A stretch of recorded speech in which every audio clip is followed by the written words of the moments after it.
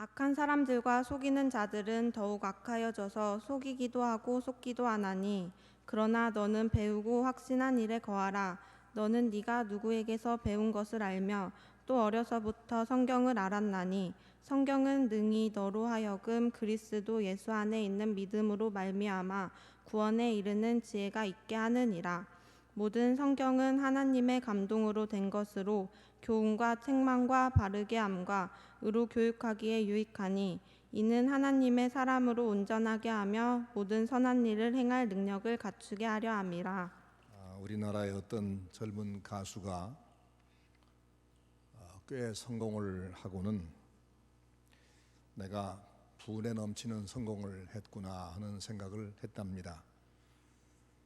그 사람이 그 성공을 하고 나서 내가 어떻게 이렇게 성공했을까 하고 생각을 가만히 해보니까 14가지 정도의 우연치 않은 행운이 자기한테 연속되었더랍니다. 이 14가지 행운 중에 단 하나만 맞지 않아서도 나의 오늘의 성공은 없었다, 이렇게 결론이 났답니다. 그 순간에 그 머리에 뭐가 스쳐가는가 하면 누군가가 있구나, 누군가가 나를 만든 분이 계시고 또 나를 오늘까지 이끌어 오셨구나, 이런 생각이 들었답니다. 그래서 그날부터 나를 만드신 분이 대체 누구이실까, 또 나를 만드신 그분의 이유가 뭘까, 나는 어떻게 살아야 하는가, 내가 그분을 꼭 만나서 알아보리라, 꼭 내가 물어보리라, 이렇게 생각하고 그날 이후로 2년 동안 열심히 공부를 했답니다. 일주일에 하루는 그 바쁜 일정 중에도 완전히 하루를 다 비워서 과학책, 성경책, 불경, 코란 다 펴놓고는 그분을 찾는 일을 하고 있답니다. 이게 한 2년 전 이야기인데 벌써 4년째 공부하는 거죠. 그분을 만나서 나는 인생 사용 설명서를 내가 꼭 받아야 되겠다, 이렇게 다짐하고 있었습니다. 그 가수가 누구냐면 JYP 박진영입니다. 놀라셨죠?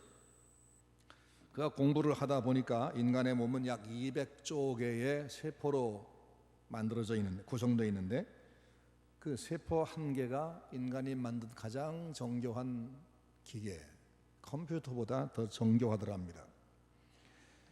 그리고 그 작은 기계, 컴퓨터 아니라 핸드폰 아니라 훨씬 적은 기계도 만든 회사는 틀림없이 사용 설명서를 끼워주는데, 그런데 이 인간을 만드신 이가 인간 사용 설명서를 안 주실 리가 있겠나 하는 생각을 하게 됐답니다. 어떤 기계보다 훨씬 더 정밀한 200조 개 이상의 세포가 합해져 만들어진 나라는 인간이 만든 이가 없이는 그냥 존재할 수가 없고, 만드신 분이 계시면 틀림없이 설명서를 주었을 것이다. 내가 잠잘 때에도 심장은 계속 뛰고 있고 폐가 숨을 쉬고 있으며 혈관에 피가 흐르고 뇌가 움직여서 나른한 존재가 지금 수십 년 동안을 유지해오고 있는데, 발전돼 가고 있는데, 이런 분이 안 계실 리가 없고 이분이 설명서를 안 주실 리가 없다. 사람으로 태어나서 그 설명서를 모르고 산다면 인간이 무슨 자유가 있으며 무슨 행복을 얻을 수 있겠나, 이런 생각을 했다는 겁니다. 기가 막힌 말입니다. 하나님을 알고 예수 믿는 사람도 그런 생각을 해보는 사람이 별로 없는데 하나님 모르는 젊은이가 그런 생각했다는 것이 참 놀라운 일이었습니다. 자기는 종교를 의지해서 위로를 받아보기 위해서가 아니라 나를 만드신 분을 내가 꼭 만나서 나는 어떻게 사용해야 하는가를 알아내기 위해서 그분을 찾는다는 겁니다. 그 머리에 이상하게 이렇게 하고 옷도 참 희한하게 입고 다니는 그 날라리 같은 사람이 이런 생각을 한 그걸 보고는 내가 너무너무 놀랐습니다. 야, 사람은 외모로 볼 게 아니었구나. 저 사람이 그런 생각하게 되는 것 자체가 하나님의 참 큰 은혜구나 하는 생각을 했었습니다. 서문교회 청년들은 어떻습니까? 그런 생각 해본 적이 있습니까? 과연 누가 나를 창조했으며 나를 어떻게 사용하라고 그 창조주가 주신 설명서가 어디 있을까 하고 찾아보셨습니까? 성경은 대체 어떤 책일까? 목사는 왜 성경만 가지고 설교를 할까? 교회는 왜 성경만 유일한 진리라고 주장할까? 성경 외에도 우리의 삶을 인도하는 책은 없을까? 기준이 없을까? 성경은 역사적으로 가장 널리 읽히고 꾸준하게 오랜 세월 동안 가장 많이 팔리는 베스트셀러 중에 베스트셀러입니다. 하지만 이 책은 단순히 누군가가 기가 막히게 잘 썼기 때문에 오랫동안 베스트셀러가 아닙니다. 어떤 사람이 쓴 책이라도 역사상 10년 이상 베스트셀러가 되어본 책은 없습니다. 그런데 성경은 수백 년 동안 인쇄되어진 이후로 수백 년 동안 그 자리를 한 번도 놓친 적이 없습니다. 성경의 저자가 누구고 무엇 때문에 이 성경을 썼을까? 성경은 과연 무슨 책일까? 성경이 기록되어야 했던 이유가 무엇이고 이 성경을 나는 어떻게 대하는 것이 옳을까? 오늘 그것을 함께 생각해 보겠습니다. 지금 21세기는 세상의 모든 기준을 다 허물어 버리고 그리고는 각자 다 자기 나름대로의 기준을 가지고 살자 하는 시대입니다. 얼마 전 미국 대법원에서 동성결혼은 옳은 것이다, 합법이다 라고 판결한 이후에 세계는 지금 인간을 남자와 여자로 만들어 각기 역할을 부여했다는 이 하나님의 말씀을 전면 부인하기 시작했습니다. 서울시에서는 퀴어 축제를 열었고 구로구 의회는 주민들의 반대에도 불구하고 양성 평등 기본 조례안을 지금 준비해서 통과시키려고 하고 있습니다. 요즘에 성주류화라는 새 물결이 밀려오는데 이들에 의하면 사람의 성은 남성과 여성 둘만이 아니다. 최소한 6개가 존재한다 그런답니다. 6개가 뭐냐? 남성, 여성, 게이, 레즈비언, 남자 양성애자, 여자 양성애자. 이렇게 해야 이게 인간을 자유롭게 하는 거다. 이게 이제 요즘의 이 성주류화 운동입니다. 남녀의 구분, 성의 역할, 무엇이 옳고 그름 이런 이 절대 기준은 존재하는 것이 아니다. 각자 다 자기 옳은 대로 살면 된다. 이게 지금 오늘 모든 기반을 다 무너뜨려 버리고 인간 모두가 다 각자 자기 본성의 욕구대로 사는 게 그게 최고다. 바로 이런 시대, 사탄이 인류의 기반을 허는 시대가 지금 이 시대입니다. 시편 12편 1절 말씀 보면 내가 여호와께 피하였거늘 너희가 내 영혼더러 새같이 네 산으로 도망하라 하면 어찌민가. 악인이 활을 당기고 화살을 시위에 먹이며 마음이 바른 자를 어두운 데서 쏘려 하는도다. 터가 무너지면 의인이 무엇을 할꼬. 터가 무너지면 의인이 무엇을 할꼬. 여호와께서는 그의 성전에 계시고 여호와의 보호자는 하늘에 있으며 그의 눈이 인생을 통촉하시고 그의 안목이 그들을 감찰하시도다. 터는 하나님이 세우신 기본 질서를 말합니다.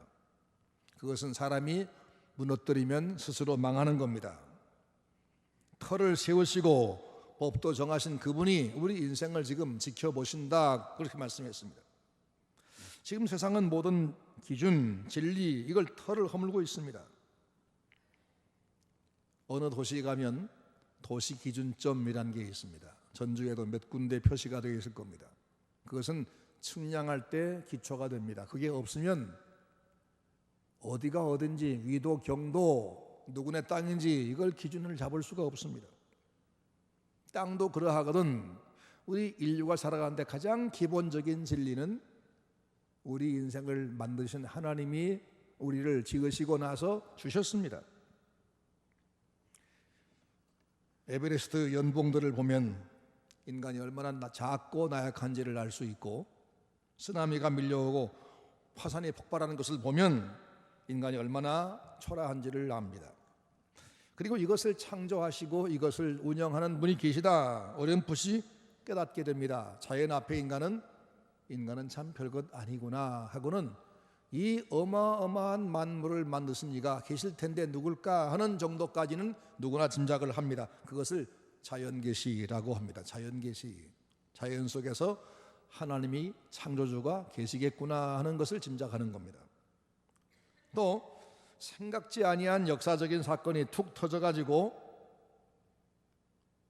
역사의 흐름을 엉뚱한 대로 몰고 가는 그런 현상을 볼 때 아하, 역사가 인간에 의해 주관되는 것이 아니로구나, 역사의 주관자가 계시겠구나, 이걸 알게 되는 걸, 이걸 바로 일반계시라고 합니다. 이 일반계시 혹은 자연계시, 이걸 가지고는 창조주가 계신 것 같다, 대충 이 정도는 알지만 그 창조주가 대체 누구이신지, 그 이름이 누구이고 성품이 어떠하고 그분이 뭘 원하시고 그분께서 왜 천지를 창조했고 우리 인류를 지으신 목적은 무엇인고, 이건 전혀 알 수가 없습니다. 그래서 일반 계시 아래서 무수한 하등 종교가 생기는 겁니다. 무수한 하등 종교가 일반 계시 아래 생깁니다. 그래서 창조주 하나님에 대해서 좀 더 알려면, 그리고 인간에 대해서 바르게 알려면 일반 계시 말고 특별 계시가 필요하게 됐습니다. 특별 계시란 하나님께서 우리에게 당신이 누구시며 너희는 누구다, 내가 왜 천지를 창조했으며 너희들의 삶의 목적은 뭐다, 이것을 알려주신 하나님의 말씀, 이걸 특별 계시라고 합니다. 하나님은 세상의 다른 신처럼 말할 줄 모르는 침묵의 신이 아니라 인간에게 언어의 기능을 주신 분이고 그분이 언어의 창시자입니다. 이분은 당연히 우리에게 말씀을 하시는 분입니다. 하나님은 이 특별 계시를 위해서 특정한 사람들을 불러서 그들을 당신의 영으로, 성령으로 감동을 시켜서 하나님의 의지를, 하나님의 뜻을 사람의 언어로 표현하도록 하시고 그 과정을 주장하셨고 인간의 글로, 인간의 언어로 남기게 했습니다. 그게 바로 성경입니다. 성경은 하나님이 자기를 알리신 특별 계시이고 인간을 만드신 하나님이 인간은 이렇게 살아야 된다라고 주신 인생 사용 설명서가 바로 성경인 겁니다. 그래서 성경이 바로 베스트셀러 중에 베스트셀러고, 책 중에 유명한 책이어서가 아니라 하나님이 인간에게 주신 말씀이기 때문에 그렇습니다. 하지만 이 성경을 그냥 성경은 하나님 말씀이야 라고만 알고 덮어두면 기독교는 엉뚱한 방향으로 갑니다. 제가 오래전에 러시아를 방문해서 러시아 교인들과 교제한 적이 있는데, 그 모스크바의 크렘블린 궁 안에 가면 박물관이 있는데 이름을 무기고라고 불러요. 무기들이 많아서 그런 것 같아요. 그 무기고에 갔다가 내가 깜짝 놀랄 것을 발견했는데, 옛날에 그 피터 대제가 쓰던 성경책을 봤어요. 성경책이 굉장히 사이즈가 큰 책이고, 그리고 하드 표지로 되어 있고, 그 성경책을 세 군데 열쇠로 잠그게 되어 있어요. 성경책 양쪽 꺼죽 사이를 이렇게 쇠로 고리를 달아가지고 자물쇠를 세 개를 잠궜어요. 그리고 이 성경책 표지에다가 이만식은 루비, 다이아몬드, 사파이어를 더덕더덕 붙여놨어요. 성경책인데. 거기 제가 멈췄습니다. 아니, 왜 성경책의 표지를 저렇게 어마어마하게 장식하고 자물쇠를 잠궜을까? 한참 만에 깨닫게 됐습니다. 아하, 저 성경은 피터 대제가 성경의 내용을 읽기 위해서 만든 책이 아니라 자기와 하나님과의 관계가 얼마나 돈독한가를 백성들에게 과시해서 백성을 착취하기 위한 도구였구나. 그러고 보니까 막스나 스탈린이 했던 종교는 민중의 아편이란 말이 딱 떠올랐습니다. 그렇구나. 그 피터 대제가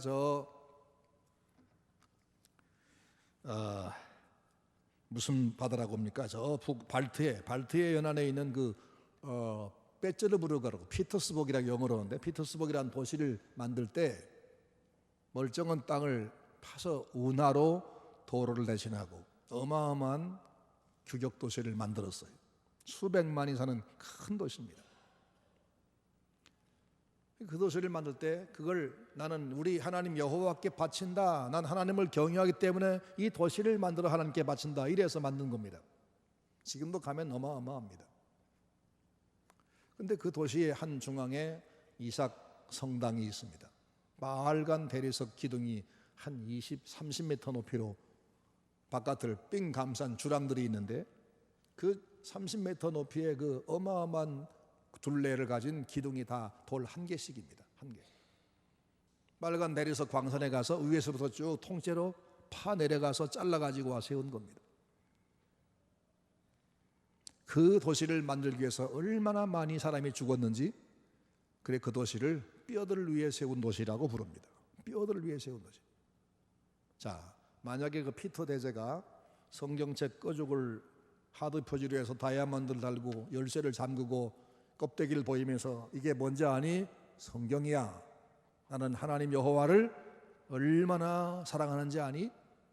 내가 하나님과 특별한 관계이기 때문에 너희들은 내 말을 들어야 돼. 내 말 듣지 않는 것은 하나님 말씀 듣지 않는 거야 하면서 백성을 착취하는 도구가 바로 이 성경이었지. 안 그랬으면 그 러시아가 망할 이유가 없지요. 만약에 피터 대제가 성경책 것을 장식하지 않고 이걸 열어서 그 내용을 정성껏 읽었더라면 그는 백성들의 훌륭한 어버이가 됐을 것이고 백성들의 훌륭한 목자가 됐을 것이고 그 러시아가 망할 리가, 공산화될 리가 없을 겁니다. 그래서 러시아 교인들과 내가 예배를 함께 드리며 설교할 때 그 얘기를 했습니다. 그랬더니 거기 한 300명, 한 500명 모인 러시아 교인들이 우리는 이런 얘기를 처음 들어봤습니다. 목사님 말씀이 정말 옳습니다. 다음 주일도 또 한 번 말씀해 주실 수 있습니까? 근데 제가 일정상 그 다음 주에도 설교 못하고 왔습니다. 성경이 하나님 말씀이다라고 인정하는 것으로 되는 게 아닙니다. 이 말씀이 나에게 지금 뭘 명령하는지를 날마다 읽고 들어서 그렇게 순종하면 그 사람과 그 사회가 복을 받지만, 성경을 하나님 말씀으로 인정할지라도 그것을 겉만 포장하고 그걸 내가 읽는 채만 하면 아무런 유익이 없는 겁니다. 오히려 종교가 사람들을 착취하고 사회를 망하게 하는 겁니다. 성경은 하나님의 말씀을 사람이 받아서 기록한 거기 때문에 저자는 오직 하나님이십니다. 하나님은 당신의 계시를 여러 세대에 걸쳐서 여러 가지 방식으로 주셨습니다. 히브리 1장 1절 말씀 보니까 옛적에 여러 모양과 여러 부분으로 우리 조상들에게 말씀하신 하나님이, 즉 구약 시대에는 여러 상징, 예시, 예언 이런 걸 통해서 당신의 뜻을 말씀하신 그 하나님이 이 마지막 날에는 아들로 친히 우리에게 말씀했으니, 이것은 드디어 하나님이 아들을 보내서 예수님을 통해 직접 당신의 뜻을 계시했으니 그 말입니다. 여러 방식으로 수많은 세대의 하나님은 당신의 뜻을 계시했습니다. 요한복음 14장 9절 말씀, 나를 본 자는 아버지를 보았거늘 어찌하여 아버지를 보이라 하느냐. 예수님이 바로 하나님의 계시다 그 말입니다. 요한복음 6장 38절, 내가 하늘로서 내려온 것은 내 뜻을 행하려 함이 아니요 나를 보내신 이의 뜻을 행하려 함이라 라고 했습니다. 이 모든 계시를 여러 세대에 쭉 계속 말씀하시고 이것을 고스란히 성경에 담아 주셨습니다. 그래서 성경은 하나님의 특별 계시이고 우리로 말하면 인생 사용 설명서인 겁니다. 이 하나님의 특별 계시는 하나님이 자기 백성과 맺은 언약대로 우리 인류를 죄악에서 구원하기 위한 구속사이고, 또 한 번 하나님이 인류 전체 구원을 약속하시고 그것을 실천해 오신 내용들을 설명하고 우리가 믿고 따라가야 될 내용들을 말씀하기 때문에 성경이 굉장히 방대한 내용이긴 하지만 이 계시들의 내용이 다 동일하고 통일되어 있고 그리고 오류가 없을 수밖에 없는 겁니다. 만약에 계시를 하나님이 음성으로만 말씀했다면 시간 지나면 잊어먹을 수도 있고 듣는 사람 따라서 달리 들을 수 있지만 인간의 문자로 기록하고 편집하게 해주심으로써 혼란도 방지하고 세월이 가도 변함없이 모든 세대 모든 사람에게 동일하게 하나님의 뜻을 알려주게 만든 것, 이게 바로 성경입니다. 그래서 성경이야말로 인류의 가장 큰 보물일 수밖에 없습니다. 하나님께서 당신의 말씀을 주실 때 선지자나 사도들이 성령으로 감동하게 하셔서 그들이 하나님 말씀을 알아듣게, 하나님의 뜻을 알아듣게 하시고 그들이 그것을 글로 쓸 때, 표현할 때 그 생각과 의지를 붙잡아서 자기의 사사로운 생각에 빠지지 않게, 죄악에 연루되지 않게 그것을 글로 작성하도록 도우신 겁니다. 이것을 바로 성령의 영감이라 그럽니다. 베드로후서 1장 21절 말씀 보니까 예언은 언제든지 사람의 뜻으로 낸 것이 아니요 오직 하나님의 성령의 감동하심을 입은 사람들이 하나님께 받아서 말한 것이라. 하나님께 받아서 말한 것이라. 따라서 성경을 기록한 예를 들어서 요나 혹은 미가 혹은 마태 혹은 누가, 이들이 자기의 사사로운 생각을 쓴 것이 아니고 하나님이 그들의 마음을 장악하셔서 하나님의 뜻을 인간의 언어로 말하고 기록하게 하신 겁니다. 오늘 읽은 말씀 보니까 모든 성경은 하나님의 말씀으로 된 것으로 교훈과 책망과 바르게 함과 의로 교육하기 유익하니 이는 하나님 사람으로 온전하게 하며 모든 선한 일을 행하기에 온전하게 하려 함이라 그랬습니다. 따라서 성경은 성령님의 감동으로 기록된 까닭에 오류가 없습니다. 신구약 성경 66권은 하나님의 성령의 감동으로 기록된 까닭에 그것은 내용뿐만 아니라 문자와 사상까지 전체적으로 성령의 감동으로 된 것입니다. 이사야 34장 16절 너희는 여호와의 책을 읽어보라, 자세히 읽어보라.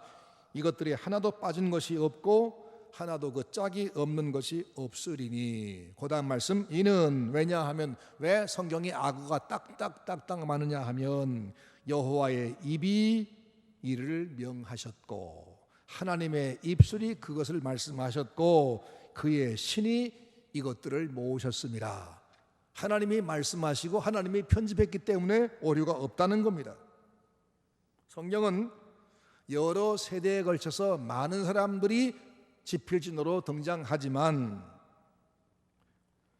성경의 아기가 딱 맞고 전체를 통해서 하나님의 뜻이 일관되게 계속 말씀하는 걸 보면 뭘 증명할 수 있느냐? 바로 이 말씀, 이사야 34장 말씀, 하나님이 말씀하셨고 하나님이 모았다는 것이 증명되는 겁니다.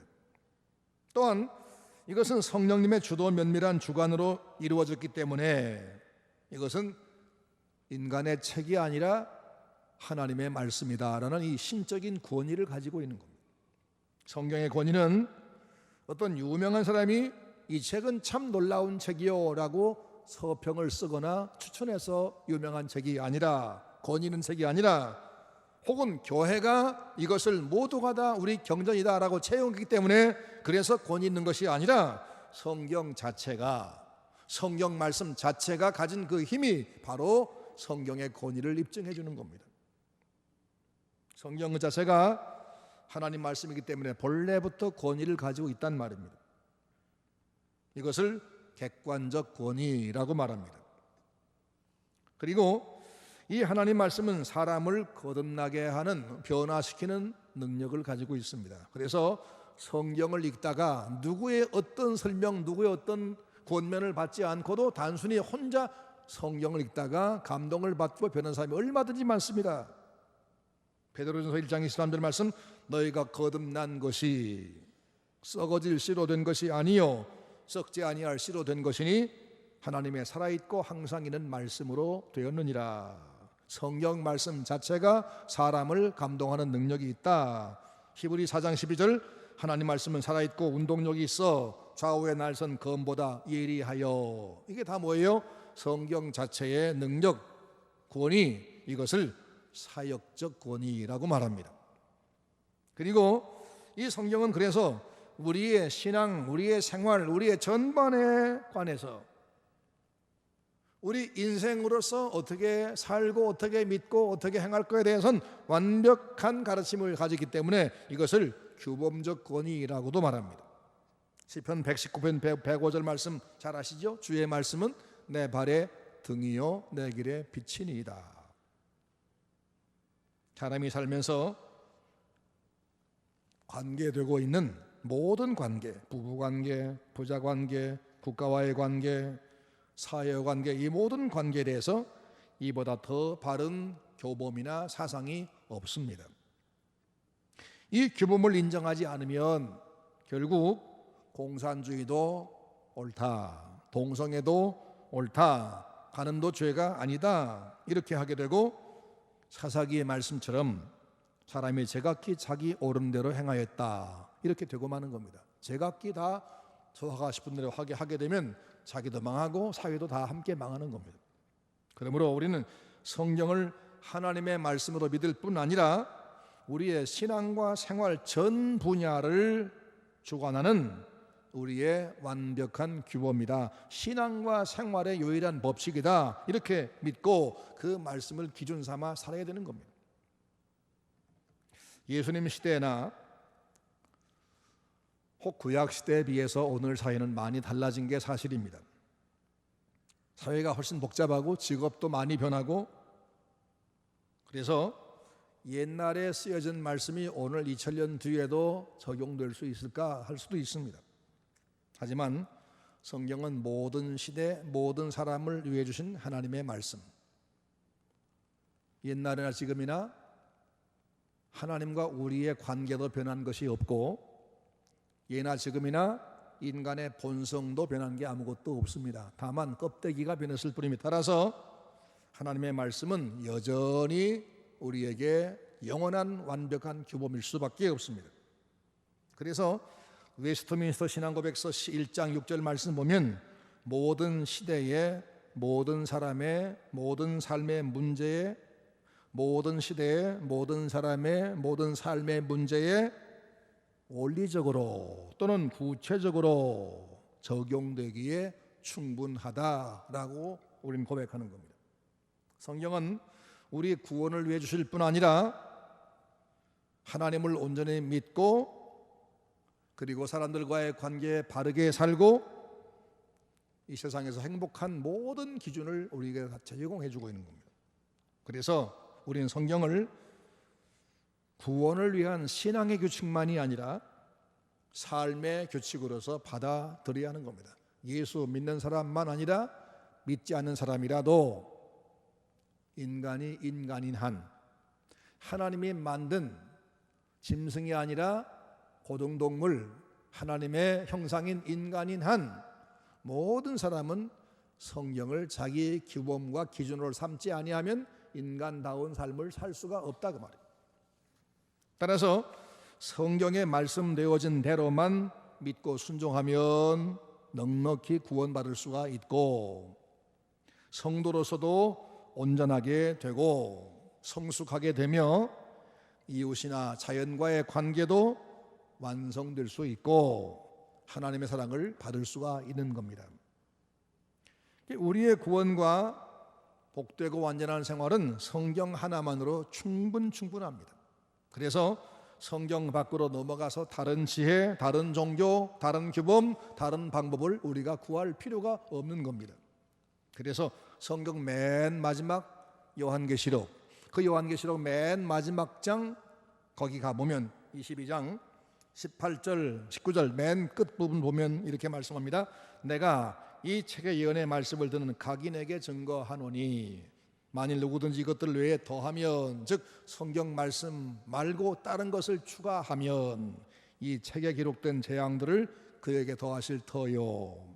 만일 누구든지 이 책의 예언의 말씀에서 제하여 버리면, 즉 성경에서 무엇을 빼면 하나님이 이 책에 기록된 생명나무와 및 거룩한 성의 참여함을 제해 버리실, 구원을 빼버리겠다라고 말씀합니다. 그래서 이 말씀이면 신앙생활을 바르게 하고 구원 얻고 바르게 살고 행복하는데 충분하다. 따라서 다른 이 말씀 말고 성경 말고 다른 것이 우리 인생의 효범이 될 수 없다라고 분명히 말씀한 겁니다.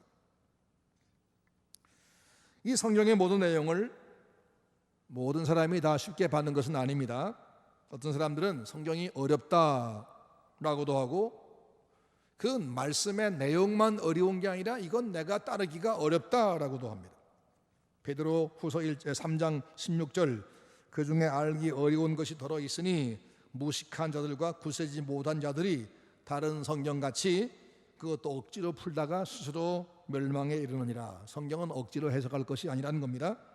성경 말씀 중에 우리가 이해하기 어려운 부분도 들어 있습니다. 지구가 둥근 것은 예수님 당시는 과학으로 알지 못했어요. 그런데 성경은 지구가 둥글다고 말씀했다고요.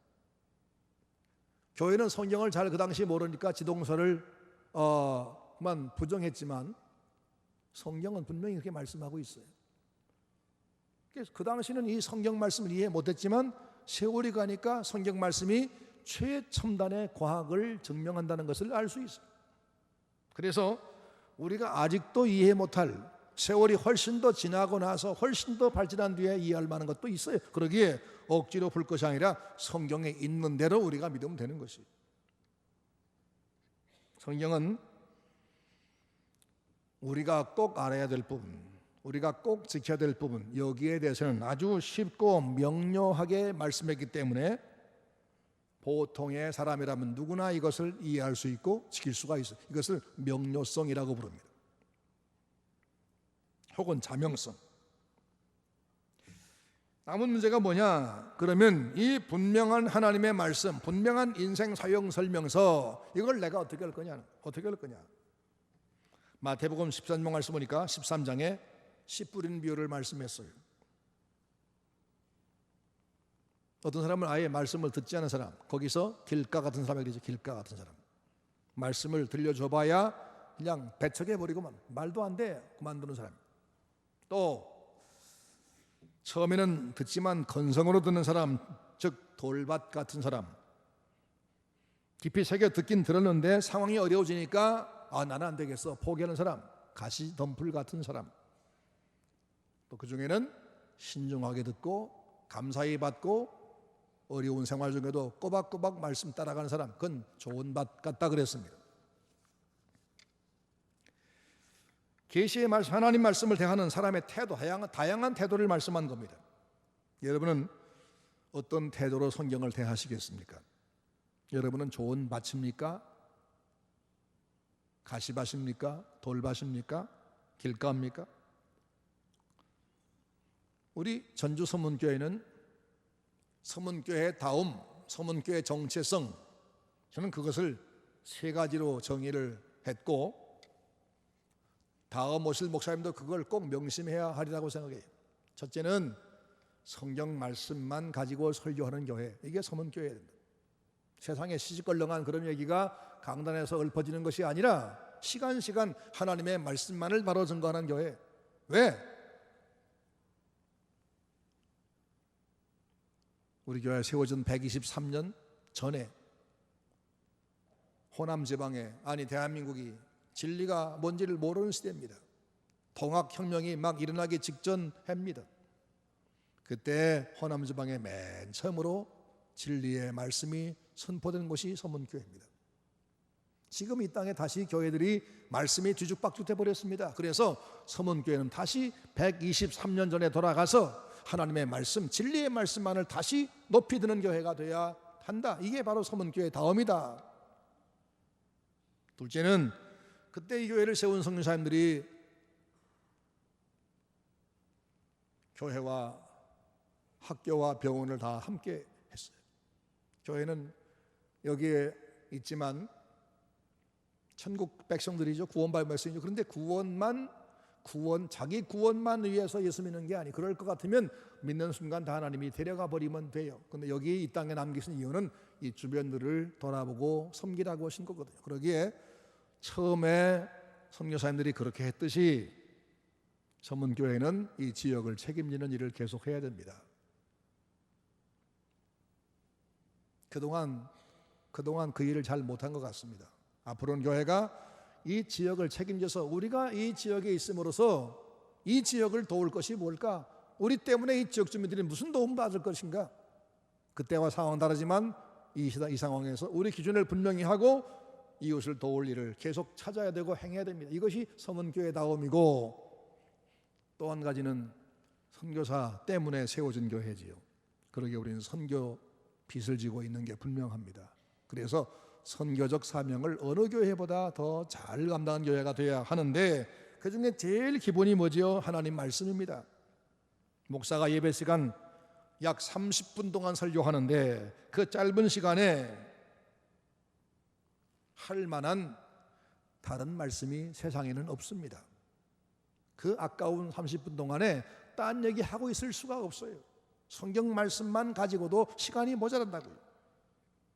세상의 어떤 뉴스, 어떤 교훈, 어떤 예, 어떤 그 규범, 어떤 사례, 이거보다 하나님 말씀을 전하기도 시간 모자라기 때문에 성도는 시간마다 하나님 말씀을 사모하는 성도가 되어야 합니다. 근데 성령의 도움을 받지 못해서 사람의 마음이 굳어져 버리면 성경을 읽어도 깨닫지를 못해요. 그래서 읽을 때마다 들을 때마다 성령이 도와달라고 기도해야 되는 것이에요. 성령께서 기록한 말씀이니까 성령께서만 깨닫게 하시는 거예요.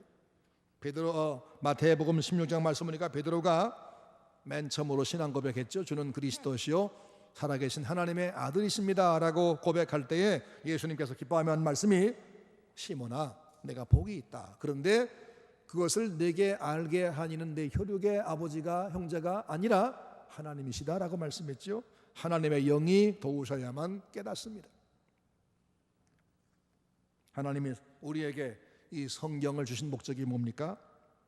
첫째는 구원을 받게 하기 위해서, 구원받기 위해서. 우리 다 아는 얘기니까 넘어가겠습니다. 둘째는 우리를 반듯하게 세우기 위해서입니다.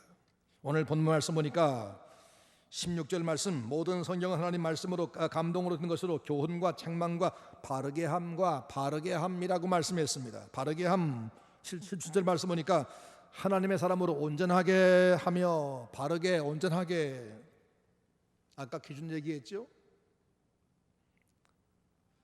기초가 반듯하지 아니하면 높이 올라갈수록 쉽게 무너져 버리고 맙니다. 우리 인생의 기초를 성경으로 삼지 않으면 공부를 많이 하고 공부를 잘하고 높은 자리에 올라가도 그냥 무너지고 마는 겁니다.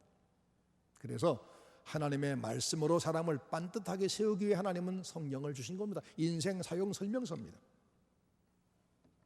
나는 누구인가? 난 누구의 것인가? 나는 지금 왜 여기 살고 있는가? 내 삶의 의미는 무엇인가? 내 문제 해결책이 어디 있는가? 난 무엇을 믿으며 어떻게 살아야 할 것인가? 여기에 대한 구체적인 답을 주므로 사람을 반듯하게 세워서 그로 하여금 삶의 의미를 찾고 만드신 그분의 영광을 돌리고 가장 행복한 삶을 살게 하려고 성령 주신 것이므로 사람인 한 성경을 떠나서는 절대로 평안도 자유도 행복도 없다는 것을 우리 젊은이들이 명심해야 됩니다. 그래서 공부도 분주하고 취직도 중요하고 하지만 항상 중요한 것은 내가 이 하나님의 말씀으로 내 인생의 바탕을 견고하게 바르게 놓아야 된다. 이걸 명심하고 나가시기 바랍니다.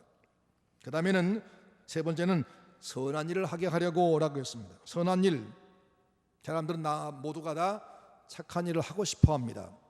그런데 그 착한 일에 대한 기준이 제마다 다릅니다.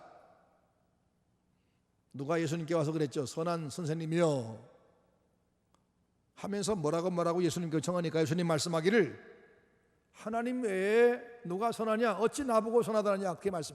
예수님이 선하지 않단 말이 아닙니다. 뭔가를 분명히 하고 싶었는데 하나님만 선의 기준이시다. 이걸 명확하게 말씀하기 위해서 하신 말씀이에요. 하나님만 선이에요. 그분이 말씀해서 이렇게 하라 한 그것이 선이고 하지 말라 한 건 악인 겁니다. 그래서 사람이 선한 일을 하려고 하면 성경책을 알지 못하면 절대로 선한 일을 할 수가 없어요. 선한 일을 한다고 하는 것이 결국 악을 하고 말아요. 그래서 사람이 선한 일을 하려면 성경을 알아야 되는 겁니다. 네 번째는 하나님과 교제를 위해서입니다. 기도를 위해서입니다. 기도가 하나님과 나와 진정한 교제의 방법인데, 성령을 들어 마시고 죄악을 내뿜는 것인데, 하나님 신령한 창고를 여는 열쇠인데, 만약에 이 말씀이 없다면 하나님이 자비 하나님인지 알 리가 없지요. 하나님께서 우리의 기도를 들으시는지 알 수도 없지요. 우리가 기도한들 응답할지 알 수가 없지요. 그래서 우리가 기도한다고 해도 이교도의 기도처럼 그냥 허공에 대고 외치는 소리에 불과하게 될 겁니다. 그런데 성경은 하나님이 우리 귀를 만드신 분이다 라고 하면서 귀를 만드신 이가 듣지 않겠느냐라고 말씀했어요. 눈을 만드신 이가 보지 않겠냐 말씀했어요. 그러면서 우리가 간구를 마치기 전에 들으시는 분이다 라고 하면서 구하라, 찾으라, 두드리라고 명령하셨어요. 그러니까 이 말씀이 없다면 바른 기도도 없고 응답도 없고 응답의 확신도 없을 수밖에 없는 거예요. 그래서 우리가 하나님과 바른 교제를 하려고 하면 마땅히 성경을 알아야 된다는 겁니다. 성경은 인간과 세상을 창조하신 하나님께서 자기의 의지, 자기의 뜻을 사람에게 보여주신 계시이고 우리에게는 우리 인생 사용 설명서입니다. 성령 없이는 사람이 바르게 살 수도 없고 구원의 길을 찾을 수도 없으며 행복에 이를 수도 없습니다. 따라서 말씀을 사랑하고 말씀을 기준으로 삼고 말씀 안에 살아가는 청년들, 성도들 되셔서 여러분의 일생이 하나님의 은혜를 입으며 그분과 동행하는 가장 복되고 가장 당당한 그런 삶을 살게 되기를 주의 이름으로 축원합니다.